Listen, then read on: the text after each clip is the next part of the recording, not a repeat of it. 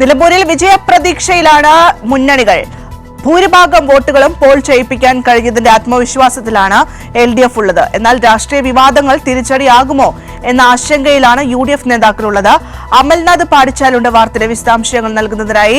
അമൽ, ഇന്നലെ നിലമ്പൂർ വിധി എഴുതിയിരിക്കുന്നു. ഇനി 2 ദിവസം കഴിയുമ്പോൾ പെട്ടി തുറക്കുമ്പോൾ എങ്ങനെയായിരിക്കും എന്നുള്ള കാര്യത്തിലാണ് ഇപ്പോൾ ഓരോ മുന്നണിയും ഇപ്പോൾ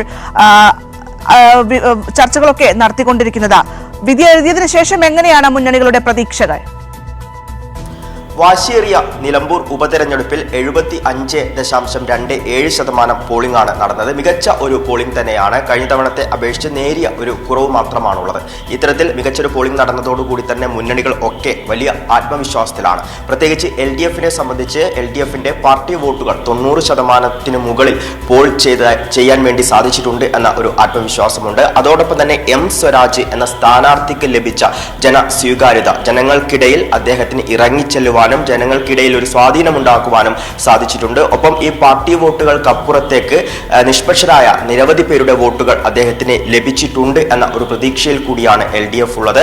അതോടൊപ്പം ഏകദേശം ഒരു 8000-ന് അടുത്ത് പുതിയ വോട്ടർമാരുണ്ട്. അതിൽ ഭൂരിഭാഗം വോട്ടും M സ്വരാജിന് തന്നെ ആയിരിക്കും എന്ന ഒരു പ്രതീക്ഷ കൂടി LDFനുണ്ട്. ഇത്തരത്തിൽ വലിയ പ്രതീക്ഷയിൽ തന്നെയാണ് LDF ക്യാമ്പുള്ളത്. അതേസമയം UDFനെ സംബന്ധിച്ച് അത്ര മികച്ച രീതിയിലായിരുന്നില്ല UDFന്റെ തെരഞ്ഞെടുപ്പ് പ്രചരണം ഒന്നും തന്നെ. ആദ്യഘട്ടം മുതൽ തന്നെ വലിയ രീതിയിലുള്ള പ്രതിസന്ധി UDF ക്യാമ്പിൽ ഉണ്ടായിരുന്നു. ഈ UDF ക്യാമ്പിലെ ചില പ്രശ്നങ്ങൾ, അതോടൊപ്പം PV അൻവറുമായി ബന്ധപ്പെട്ട പ്രശ്നങ്ങൾ, അതിനു പുറമെ ജമാഅത്തെ ഇസ്ലാമിയുമായി UDF കൂട്ടുകെട്ടുണ്ടാക്കുന്നു. അത് UDF അനുകൂലികൾക്കിടയിൽ തന്നെ അഭിപ്രായ വ്യത്യാസത്തിന് കാരണമാകുന്നു. അതിനു പുറമെ ഈ പെൻഷനെ UDFന്റെ മുതിർന്ന നേതാക്കൾ കൈക്കൂലി എന്ന് ആരോപിക്കുന്നു. ഇതിനെതിരെ നിലമ്പൂർ മണ്ഡലത്തിലെ ജനങ്ങൾ തന്നെ ഈ UDFന് എതിരെ ആയി പ്രതികരണങ്ങൾ നടത്തുന്നു. അത്തരത്തിൽ വലിയ പ്രതിസന്ധി തന്നെയായിരുന്നു. ഈ തിരഞ്ഞെടുപ്പിന്റെ ദിവസം വരെ അത്തരത്തിൽ പ്രതിസന്ധിയിൽ തന്നെയായിരുന്നു UDF എന്ന് തന്നെ പറയേണ്ടിയിരിക്കുന്നു.